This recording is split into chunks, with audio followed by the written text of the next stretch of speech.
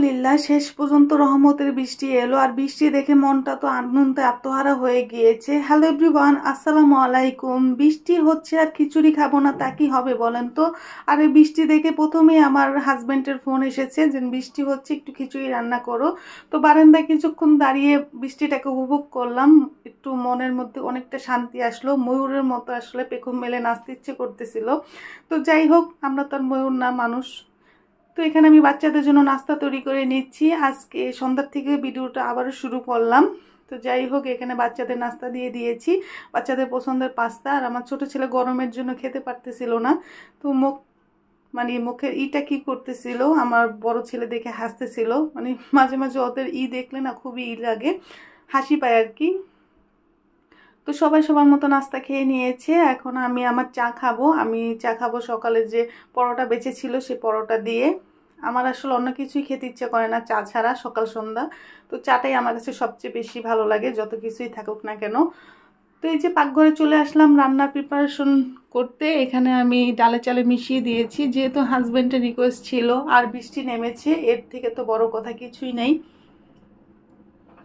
তো আজকে আমি পোলার চাল দিয়ে আর 2 পদের ডাল দিয়ে খিচুড়িটা রান্না করব। আমি সবসময় কম মশলা দিয়ে খিচুড়িটা রান্না করতে পছন্দ করি।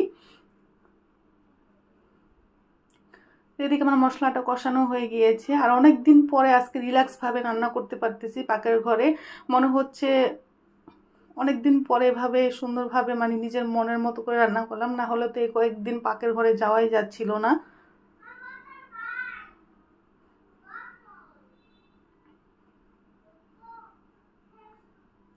আর বৃষ্টির সাথে খিচুড়িটার সম্পর্ক জানি কত সুন্দর, বৃষ্টি আসলেই কেন জানি খিচুড়ি খেতে মনে চায়। আর অনেকদিন পরে আমার বাসায় খিচুড়ি রান্না হলো, কারণ আমার হাজবেন্ড খুবই পছন্দ করে। মাঝে মধ্যে খিচুড়িটা রান্না করা হয়, কিন্তু এই গরমের কারণে এই কয়েকদিন বাদ পড়েছিল। তো মনে হলো অনেক দিন পরে রান্না করেছি খিচুড়িটা। তো খিচুড়ি রান্না করছি, খিচুড়ির সাথে তো চিকেন বা বিফ হতেই হবে। তো আমার কাছে বিফটা বেশি ভালো লাগে খিচুড়ির সাথে। আমার বাচ্চারা আসলে বিফটা বেশি পছন্দ করে না, ওরা চিকেনটাই বেশি পছন্দ করে। তো বাচ্চাদের জন্য কি আর করবো, চিকেনটাই রান্না করে নিচ্ছি।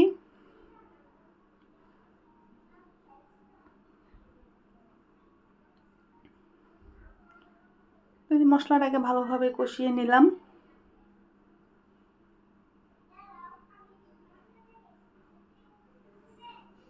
তারপর চিকেনটা দিয়ে দিব এখন।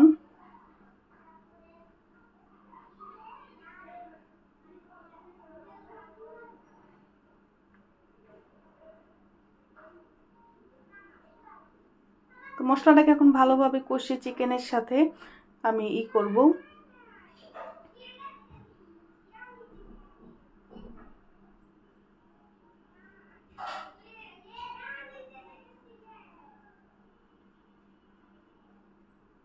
আমি আলুটাও সাথে দিয়ে দিলাম, কারণ এখনকার আলু চিকেনের সাথে সিদ্ধ হয়ে যায়, পরে দিলে আলুটা সিদ্ধ হয় না।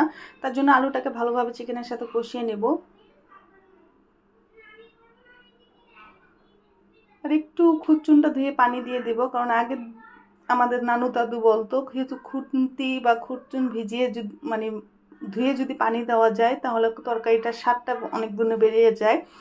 তো আমিও এই কাজটাই করি মাঝে মধ্যে। তো এদিকে আমার খিচুড়িটা প্রায় হয়ে গিয়েছে।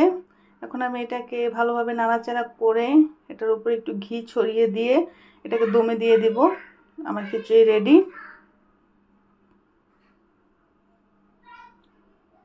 এই খিচুড়িটা আবার ঘি ছাড়া একটু ভালো লাগে না, ঘি দিলে ফ্লেভারটা ভালো হয়। তো যাই হোক, এই যে আমার খিচুড়ি রেডি হয়ে গিয়েছে, পাশে আমার চিকেনটাও রেডি হয়ে গিয়েছে। চিকেনটার কালারটা খুবই সুন্দর এসেছে। রান্না শেষ করে বসেছি আর এর মধ্যে হাজব্যান্ড এসে পড়েছে। তো লিচু নিয়ে এসেছে, বছরের প্রথম ফল। বাচ্চারা তো পাওয়ার সাথে সাথে এই যে দেখেন আমার মেয়ের কি অবস্থা, ও পুরা শুকনা ধরে নিয়ে গেছে, ও একাই খাবে।